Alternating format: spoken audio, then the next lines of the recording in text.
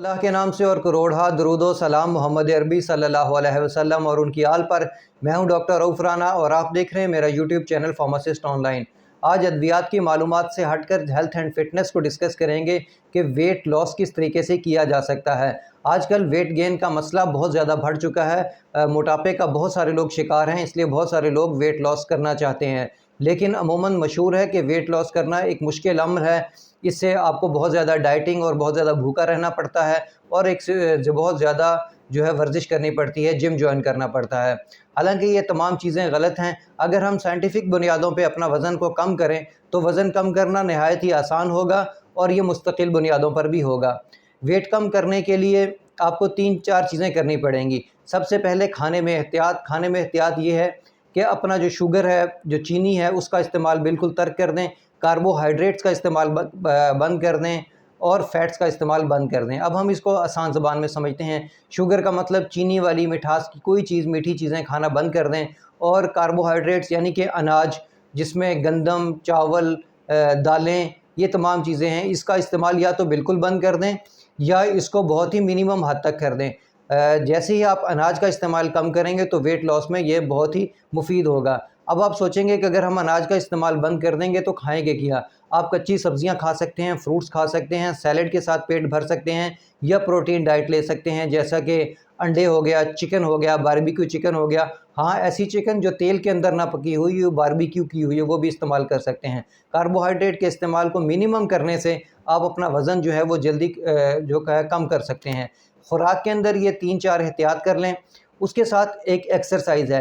Exercise कोई ऐसी चीज़ नहीं कि जो आप बहुत ज़्यादा कोई सवेर किस्म की एक्सरसाइज़ हो, आपको बहुत ज़्यादा मुशक्क़त करनी पड़ती हो। ऐसा नहीं, कुदरत का असूल है कि पहले eat fast exercise, eat fast burn.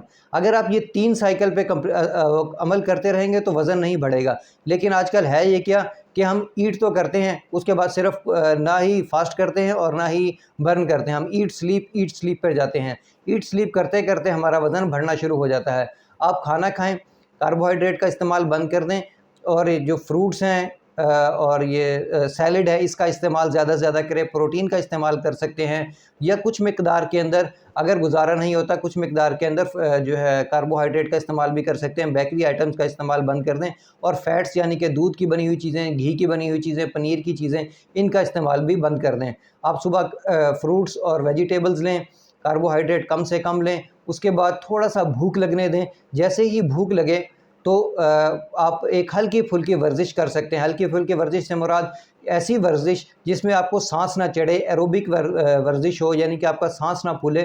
आप मुसलसल चहलकदमी करते हुए वॉक करते जाएं, गपशप करते जाएं और वॉक करते जाएं।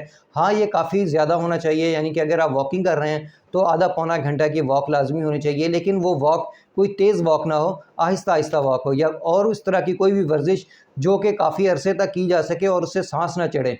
इस किस्म की वर्जिश से जो आपके फ़ैट्स हैं वो डिज़ोल्व होने शुरू होते हैं। जैसे ही जिस्म को भूख लग रही होती है और उसको खाने की तलब होती है तो आपके जो एक्स्ट्रा फ़ैट्स होते हैं वो डिज़ोल्व होकर शुगर के ग्लूकोज में कन्वर्ट होते हैं और वो जिस्म को एनर्जी फ़राहम करते हैं।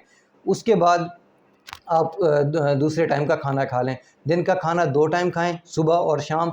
कुछ अरसे के लिए भूख लगने दें। जब भूख लग जाए तो उस वक्त एक्सरसाइज करें, वॉक करें। फास्टिंग के दरमियान जो वॉकिंग और एक्सरसाइज है उससे जो बेली फैट्स है या दूसरे फैट्स हैं वो रिड्यूस होने में ज़्यादा जल्दी मिकदार में रिलीज़ होते हैं। अगर आप बहुत ज़्यादा एक्सरसाइज करते हैं तो एक्सरसाइज करने से मसल तो डेवलप होते हैं लेकिन फ़ैट उतनी आसानी से नहीं टूट रहे होते। मुझे उम्मीद है कि मेरी ये बात आपको समझ आ गई होगी। अल्लाह आपको और आपके तमाम अहले खाना को सेहत वाली ज़िंदगी अता करे। अल्लाह हाफ़िज़।